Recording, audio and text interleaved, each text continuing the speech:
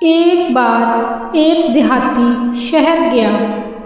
وہ اس شہر کے بازار میں آیا اور زور زور سے پکارا، 90 اور 500، 90 اور 500، 90 اور 500۔ جو بھی دیہاتی کا یہ حساب سنتا وہ ہنس دیتا۔ ایک شہری دیہاتی کے پاس آیا اور بولا، بھائی 90 اور 500 نہیں ہوتے بلکہ 90 اور 100 ہوتے ہیں۔ مگر دیہاتی الٹا شہری کو غلط کہتے۔ ادھر شہری کو اپنی غلطی تسلیم کرنے کو تیار نہ تھا۔ دونوں کی آپس میں 90 اور 500 کی تکرار ہو رہی تھی۔ جب دونوں ہی اپنی اپنی ضد پر قائم رہے تو بہت سے لوگ وہاں جمع ہو گئے کہ دیکھیں 90 اور 500 والا کیا معاملہ ہے۔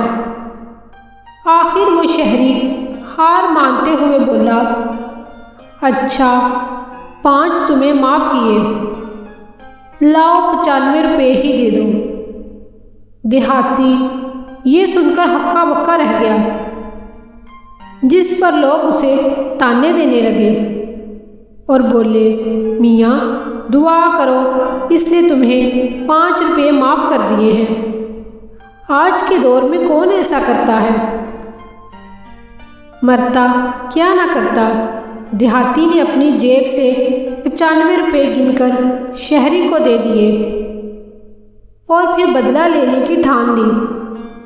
دوسرے ہی دن دیہاتی نے ایک لوہے کی گھڑی ہاتھ میں پہنی اور شہری کے گھر کے قریب گھومنے لگا۔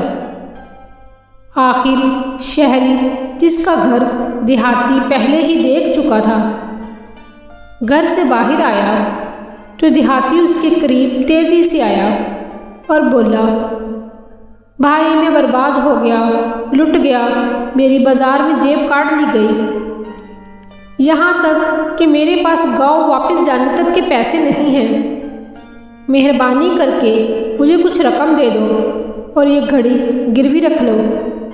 شہری کی نظر جب گھڑی پر پڑی، کیونکہ اس کی چین سونے کی مانند چمک رہی تھی، وہ بولا، کیوں نہیں، برے وقت میں انسان ہی انسان کے کام آتا ہے۔ شہری نے جھٹ سے اپنے بٹوے میں سے رقم نکالی اور گن کر اسے 200 روپے دے دیے۔ دیہاتی نے زور دے کر کہا کہ وہ واپس آ کر ادائیگی کے بعد گھڑی لے جائے گا۔ شہری نے اسے یقین دہانی کروائی۔ دیہاتی رقم لے کر خوشی خوشی گاؤں گیا۔ جب کافی دیر تک وہ لوٹ کر نہ آیا تو شہری کا ماتھا ٹھنکا۔ اس نے وہ گھڑی ایک سنار کو دکھائی تو انکشاف ہوا کہ گھڑی کی چین پر سنہری پالش کر کے اسے سونے کی بنایا گیا۔ اب تو شہری اپنا سر پیٹ کر رہ گیا۔ دیہاتی نے اس سے اپنی کھوئی جانے والی رقم کا بدلہ لے لیا تھا۔